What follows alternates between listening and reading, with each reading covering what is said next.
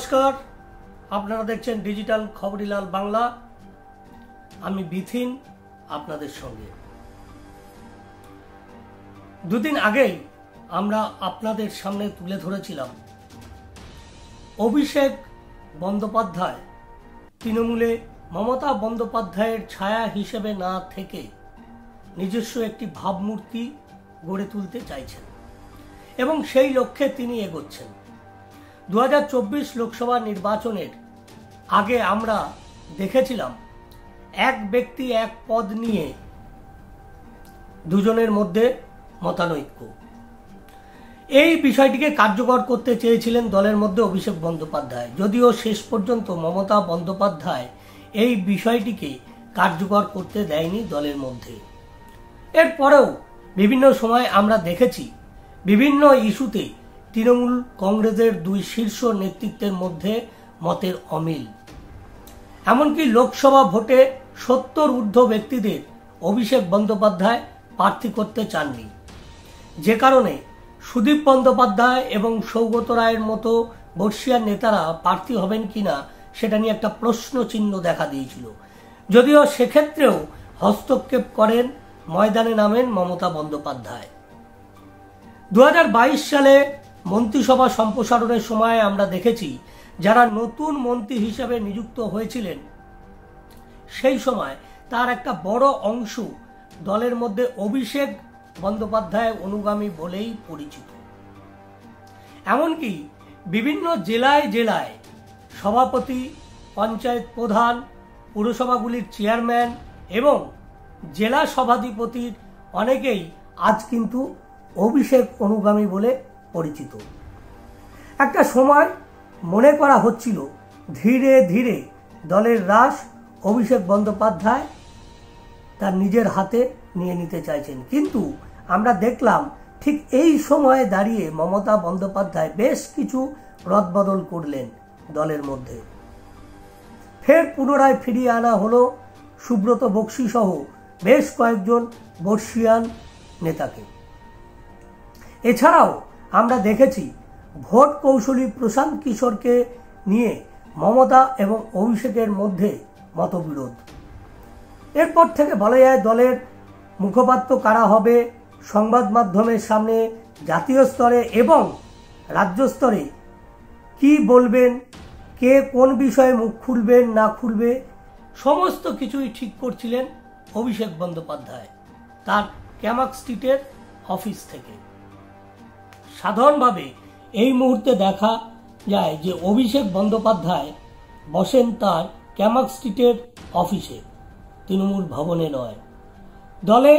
দলীয় স্তরে বিভিন্ন বিষয় সংবাদ মাধ্যমে যে সামলানোর দায়িত্ব সেটা কিন্তু পালন হচ্ছিল অভিষেক বন্দ্যোপাধ্যায়ের ক্যামাক স্ট্রিটের অফিস থেকে।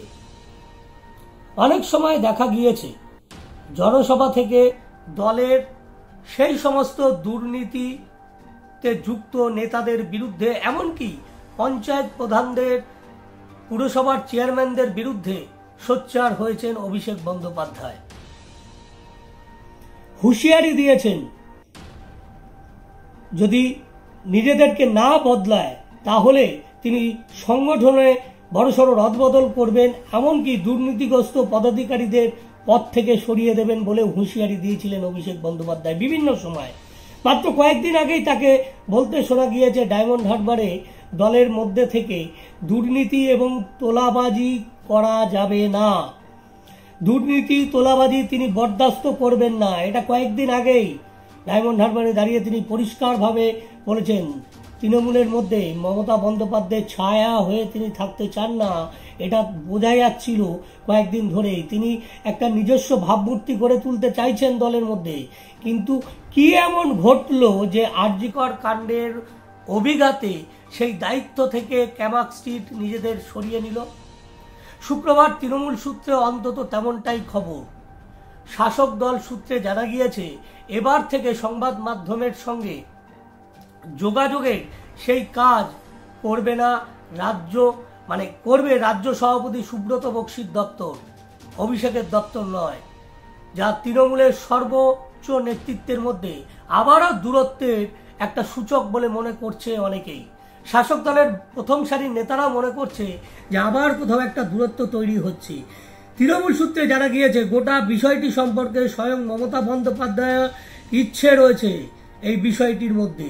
তৃণমূলের একটি সূত্রের বক্তব্য, আগামী 2-3 দিনের মধ্যেই মমতা বন্দ্যোপাধ্যায় সাংবাদিক বৈঠক করে মিডিয়া ম্যানেজমেন্ট সংক্রান্ত নতুন নির্দেশিকা দিয়ে দেবেন।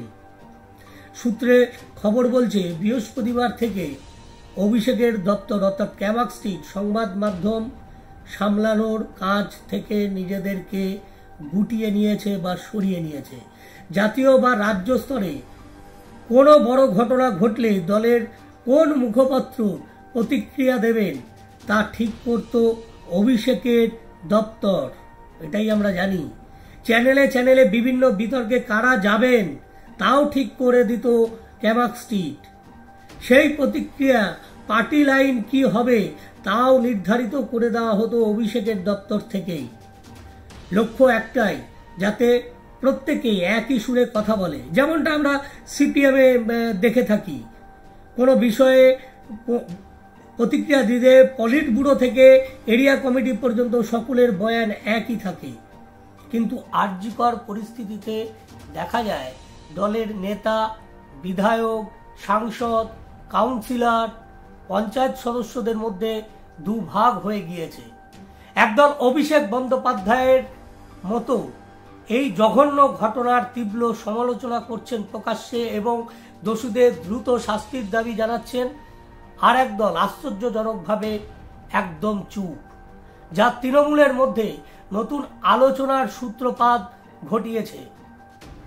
লোকসভা নির্বাচনের পরবর্তী সময়ে সংগঠন থেকে অভিষেকের সাময়িক বিরতি নিয়েও একটা জল্পনা কিন্তু তৈরি হয়েছিল। জুলাই মাসের দ্বিতীয় সপ্তাহে তৃণমূলের অনেকে আশঙ্কা প্রকাশ করেছিলেন, ঘরোয়া যে আলোচনা সেখানে আশঙ্কা প্রকাশ করেছিলেন যে 21শে জুলাইয়ের মঞ্চে অভিষেক বন্দ্যোপাধ্যায় থাকবে তো। বার্ষিক সমাবেশের প্রস্তুতি পর্বে অভিষেকের সরে থাকা নিয়েও কম চর্চা হয়নি কিন্তু দলের মধ্যে। শাসক দলের মধ্যে যথেষ্ট এই নিয়ে চর্চা হয়েছে। তবে সমাবেশে অভিষেক বন্দ্যোপাধ্যায় শুধু উপস্থিত ছিলেন তাই নয়, বক্তব্য রেখেছিলেন এবং স্পষ্ট করে দিয়েছিলেন তার বক্তব্যে সংগঠনের রাশ তারই হাতে আছে। 3 মাসের মধ্যে সংগঠনে এবং স্থানীয় প্রশাসনে বড়সড় রদবদলের বার্তাও দিয়েছিলেন 21শে জুলাইয়ের মঞ্চ থেকে অভিষেক বন্দ্যোপাধ্যায়। কিন্তু আরজিকর কাণ্ডের আবহে অভিষেকের দপ্তরের সংবাদ মাধ্যম সংক্রান্ত দায়িত্ব ছেড়ে দেওয়া এক নতুন পর্বের ইঙ্গিত কিনা তা নিয়ে দলের মধ্যে কৌতূহল তৈরি হয়েছে এই মুহূর্তে। অভিষেক ঘনিষ্ঠরা অনেকদিন ধরেই ঘরোয়া আলোচনায় বলছিলেন অভিষেক বন্দ্যোপাধ্যায় রাজ্য প্রশাসনের অনেক কাজ নিয়ে অসন্তুষ্ট, তা তিনি ঘনিষ্ঠ মহলে বলেছেন বলেই এমনটা শোনা যাচ্ছে। 2026 সালের বিধানসভা ভোটে জিততে গেলে এখন থেকেই প্রশাসনিক সংস্কার দরকার বলেও অভিষেক মনে করছেন। না হলে 15 বছরের এই প্রতিষ্ঠান বিরোধিতা এই বর্তমান সংগঠন দিয়ে সামলানো যাবে না বলে মনে করছেন অভিষেক বন্দ্যোপাধ্যায়। উল্লেখ্য, গত নভেম্বর মাস থেকে এবছরের ফেব্রুয়ারি মাস পর্যন্ত অভিষেকের দূরে সরে থাকা নিয়েও তৃণমূলের মধ্যে একটা আলোচনা পড়ে গিয়েছিল। আর আরজিকর কাণ্ডের আবহে এই অভিষেক বন্দ্যোপাধ্যায়ের এই সিদ্ধান্ত, তার মিডিয়া না সামলানোর এই যে সিদ্ধান্ত, তা যথেষ্ট কিন্তু আলোচনা এই মুহূর্তে। পুলিশ তথা প্রশাসনের ভূমিকায় যে অসন্তুষ্ট অভিষেক তা বারবার প্রমাণিত। আরজিকর কাণ্ডে বুধবার যে হামলা চালানো হয়, অভিষেক নিজে সেই মুহূর্তে কলকাতা পুলিশ কমিশনার বিনীত গোয়েলের সঙ্গে কথা বলেছিলেন বলে আমরা জানতে পেরেছিলাম। এমনকি তিনি পুলিশ কমিশনারকে জানিয়েছিলেন যে কোনো রাজনৈতিক রং না দেখে অপরাধীদের দ্রুত গ্রেপ্তার করতে হবে। এমনকি চিকিৎসকদের এই দাবিকে এই আন্দোলনকে তিনি ন্যায্য দাবি বলে মনে করেছিলেন।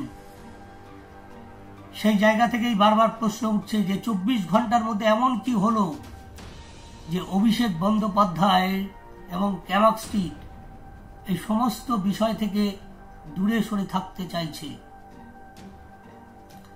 এই বিষয়টি কিন্তু এই মুহূর্তে দাঁড়িয়ে রাজ্য রাজনীতিতে সবথেকে বড় চর্চিত বিষয় যে সংবাদ মাধ্যমকে সামলানোর দায়িত্ব ছেড়ে দেওয়ার পর তৃণমূলে এখন আলোচ্য বিষয় হয়ে দাঁড়িয়েছে, রাজ্য রাজনীতিতে আলোচ্য বিষয় হয়ে দাঁড়িয়েছে। তাহলে এরপরে কি হবে? আমরাও তাকিয়ে থাকবো যে এরপরে কি হয়।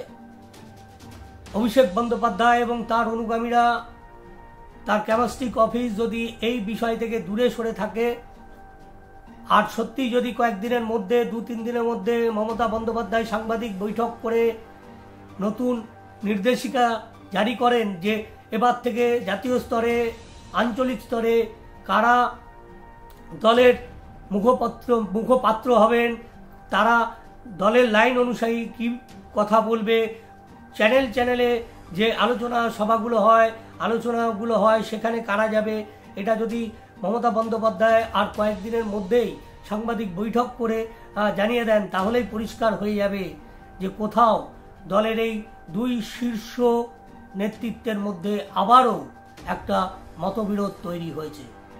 আমরাও তাকিয়ে থাকব এবং যেরকম আপডেট উঠে আসবে আপনাদের সামনে আমরা তুলে ধরব। নমস্কার, ভালো থাকবেন, সুস্থ থাকবেন এবং অবশ্যই সাবধানে থাকবেন।